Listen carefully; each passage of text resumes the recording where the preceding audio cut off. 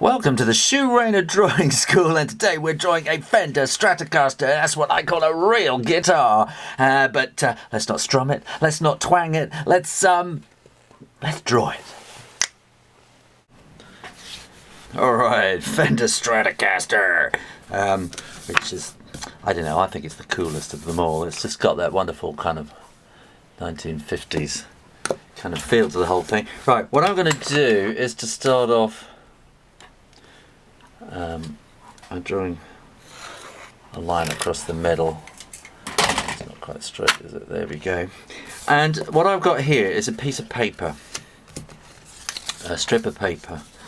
And what I want to do is to kind of, you have to fiddle about with it to kind of do it into thirds. So you fold it into thirds and make sure you kind of get those marks like that.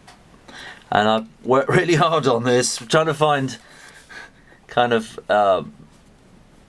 you know, proportions and things that work.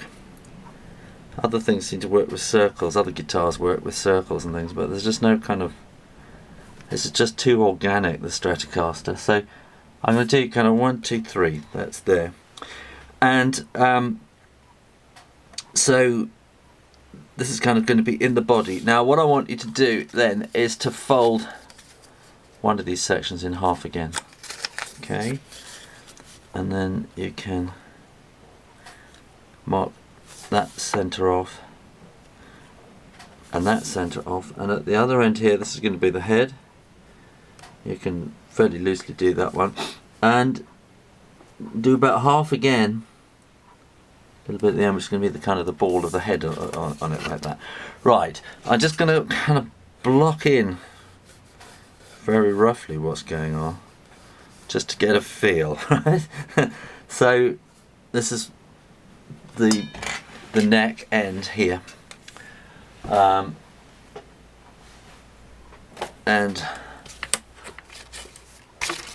running out of space. That's why I usually use the other.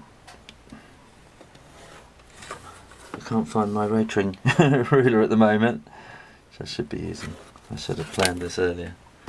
It doesn't quite fit in this ruler. Okay, so that's going to be the neck, roughly. So, right, we want to find relationships here. This point here, the first kind of middle section, is going to be right in the middle of the bridge block. So just kind of sketch that in. And then this part here, yeah, that part here, what we've got going on here, I'm trying to remember how this works, how this all works. So that to there, yes. Draw a half again, right? And this is pretty much where that half is pretty much where this kind of horn is coming out. Kind of bottom horn, whatever you want to call it. I'd call it a horn, I think. It's going to be coming out something like that. Now, where's my piece of paper again? At the back here, that's kind of the width, but you want it to be a little bit bigger, okay? And here, these horns actually want to come to roughly about that, you know, that one of these thirds. Okay, so that's kind of what you're after. What am I doing? What am I doing? Yeah, kind of like that. And that would be about up there. So it's quite squarish at the back, and then it comes in. Now this line here, there's a kind of a slant coming through, and this is the kind of the point of the curve of this horn. And whereas that's coming down there, and the horn is actually going to come about like that. That's got it. Just going to rub that out before I get confused. It's going to kind of come around like that. This then comes up here, and it's going to be to about half that way again. Where the horn is going to come around, it's pretty much coming like that, and then it kind of curls around to that point here. So that's looking pretty good. I think that's kind of good. And then you want that to curl around there. Good. This block is a little bit smaller than that. Right, so then just to one side of here you've got one of the pickups, another set of pickups there, and you've got that set of pickups at an angle over there. You're going to want your whammy bar there as well. How are we doing? Crikey, this is really this is really difficult.